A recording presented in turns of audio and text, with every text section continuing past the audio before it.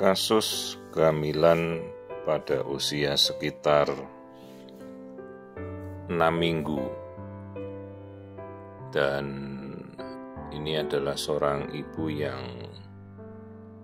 sudah mengalami keguguran 2 kali, dan kita mencoba mendiagnosa penyebab-penyebab faktor-faktor yang mengarah ke recurrent pregnancy loss atau keguguran berulang. Mulai dari kita melihat apakah ada riwayat genetika di kedua orang tua, kemudian riwayat apakah ada penyakit-penyakit bawaan di keluarga, ataukah ada kasus-kasus di mana mungkin ada infeksi dalam kehamilannya. Terus baru kita telusuri apakah ada riwayat autoimun. Dan ternyata memang si ibu ini ada riwayat autoimun. Kita temukan dari pemeriksaan itu beberapa antibodinya positif. Dan kali ini hamil yang ketiga kalau tidak salah, ini datang pada sekitar 6 minggu, kita udah persiapin dari awal. Dan kita sudah melihat detak jantung janin ini dari grafik ini ya, kita temukan grafiknya ada detak jantungnya terdengar, tetapi detak jantungnya ini sangat lambat ya, cuma 49 detakan per menit. Bahkan lebih lambat dari nadi ibunya. Jadi kalau orang dewasa itu kan nadi di atas 60 sampai 100 lah. 60 itu kalau orang dewasa terlatih berolahraga ya, dia bisa 60. Tapi normalnya kalau nadi dewasa kan mungkin sekitar 70 sampai 80 lah range-nya itu. Nah, ini kehamilan yang ketiga dengan riwayat dia keguguran berulang. Kita sudah mencoba mendiagnosa memang dia ada autoimun, kita berikan terapinya juga autoimunnya, kita berikan, kita atasi, kita berikan obat untuk melawan autoimun tersebut. Dan ini kita melihat janin sudah berkembang. Ini kalau dari ukurannya ini yolk sac-nya sekitar 5 mm. Nah, embrio tepat menempel di sebelahnya, ukurannya 0,5 mm ya, 0,5 cm, 5 mm ini ukuran 6 minggu. Hanya memang apa yang kita lihat ini adalah suatu kondisi yang kemungkinan kita memprediksikan bahwa hamil ini kemungkinan tidak akan berkembang dengan baik. Kenapa? Karena detak jantungnya sangat lambat. Ya, terlepas memang orang tuanya mengharapkan ya dengan kondisi jangan sampai terjadi keguguran kembali. Hanya begitu kita melihat kemudian pertama kali jantungnya ada, ternyata detak jantung bayinya atau embrio ini sangat lambat. Kita masih menyebutkan kalau di bawah 8 minggu itu masih kita sebutkan sebagai embrio ya, belum kita sebut sebagai bayi atau janin. Kita masih menyebutkan sebagai embrio. Dan ini saya perlihatkan detak jantungnya. Itu yang merah biru itu adalah aliran darah. Jadi janin ini hidup dan bertumbuh sampai saat kita melakukan pemeriksaan itu ya. Dan sudah saya perdengarkan dengan detak jantung yang sangat lambat. Tetapi itulah tanda kehidupan yang bisa kita ketahui. Ya, dengan dia riwayat keguguran sebelumnya juga kita harus menyampaikan ya dengan kondisi dan data yang ada ya. Kita tidak kita mempercayai ada suatu kondisi di mana ya tentu ada mujizat atau apa ya, tapi dengan keilmuan dan data bahwa detak jantung janin yang terukur sangat-sangat lambat, tentunya ya dengan alat yang memadai ya. Ini masih kehamilan yang sangat kecil, tetapi kita sudah bisa melihat detak jantungnya di 6 minggu dan kita sudah memprediksikan arah perkembangannya kemungkinan tidak baik. Pada kehamilan ketiga kali ini, di mana detak jantungnya sudah terdengar tapi sangat lambat. Nah, itu yang bulat sebelah kanan itu adalah yolk sac, yang di sebelah kirinya adalah embrio atau janin ya. Nah, kita bandingkan ini dengan aliran darah di sekelilingnya. Jelas kita sudah bisa melihat ya aliran darah di embrio. Jadi pada saat kita melakukan pemeriksaan ini kondisinya kita punya data pembanding. Jadi saya sudah bisa melihat detak jantungnya.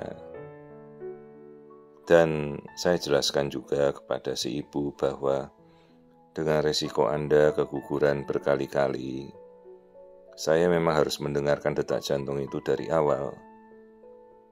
Karena detak jantung janin yang lambat atau istilahnya bradikardi di bawah 60 detakan per menit, itu adalah suatu prediksi suatu embrio yang perkembangannya tidak baik atau prognosisnya tidak baik. Jadi saya jelaskan kepada orang tua ini ya, bapak ibunya ini yang punya janin ini, kemungkinan ini suatu prediktor ke arah perkembangan yang not good ya, buruk. Karena umumnya bisa berakhir lagi dengan keguguran spontan. Maka saya minta mereka dalam 5 hari itu, kemudian saya minta kontrol kembali ya, berdoa semoga ada keajaiban ya. Jadi dari data base bahwa kondisi kehamilan dengan detak jantung janin yang embrionya berdetak sangat lambat, meskipun kita sudah melihat tanda-tanda kehidupan di awal ini, itu suatu prediktor kemungkinan kehamilan nanti akan gugur atau tidak berkembang. Dan akhirnya mereka saya minta kontrol 5 hari kemudian, kita berikan penguat dan semua obat yang kita perlukan. Lalu saya melakukan kontrol ulang dan terlihat janin sudah tidak ada detaknya. Artinya sudah terjadi embrio demise 5 hari kemudian, dan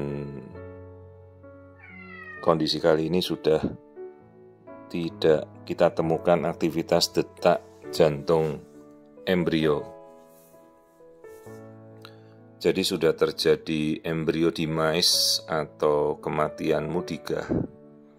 Ini yang saya perlihatkan pada orang tuanya adalah aliran darah di ibu. Artinya ini adalah detak pembuluh darah jantung ibu yang ada di pembuluh darah di rahimnya.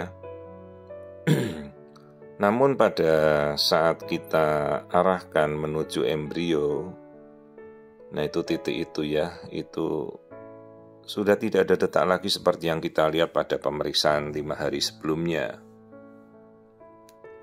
Jadi apa yang kita prediksikan itu memang terjadi karena embrio ini akhirnya demise ya, atau berhenti berkembang.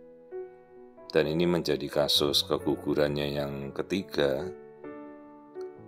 yang kemungkinan diakibatkan oleh autoimun dari si ibu yang langsung menyerang si embrio ya. Terlepas kita sudah berusaha memberikan terapi autoimun, kita berikan pengencer darah, penguat. Masalahnya seberapa banyak dosis ataupun terapinya itu kita tidak bisa ketahui sampai mana autoimun si ibu ini bisa kita atasi. Ya, jadi inilah suatu kasus misabortion atau akhirnya janin yang berhenti berkembang atau keguguran. Sementara 5 hari sebelumnya kita sudah melihat bahwa detak jantungnya ada. Jadi Dan sering itu juga tanda-tanda seperti mual, muntahnya berkurang ya. Jadi aktivitas dari hormon kehamilannya langsung secara drastis menghilang setelah janin ini berhenti berkembang. Jadi setelah kita lihat waktu awal itu detak jantungnya melambat, ya tidak seperti detak jantung normal yang harusnya sekitar 100 detakan lebih per menit pada awal-awal hamil. Embrio itu kemudian demise ya, atau tak berkembang lagi. Nah, seperti yang kita tangkap ini adalah aliran darah di ibunya. Jadi kita bandingkan supaya ibunya juga mengerti ya.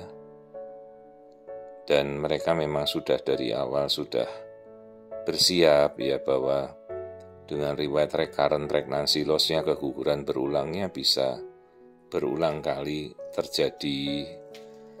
Meskipun kadang kita sudah persiapan ya dari awal untuk berupaya untuk mencegah ya.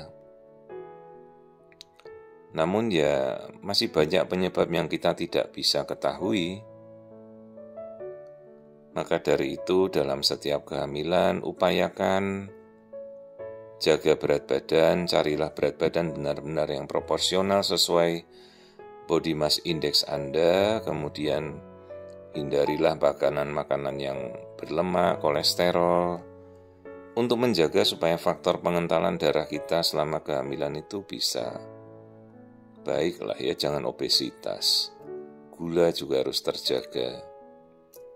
Ya, ini kondisi di dalam kantung kehamilan di mana embrionya sudah tidak berkembang lagi ya, jadi bahkan sudah menyusut. Bayangkan kalau 5 hari sudah tak bertumbuh ya, janin itu akan rusak ya.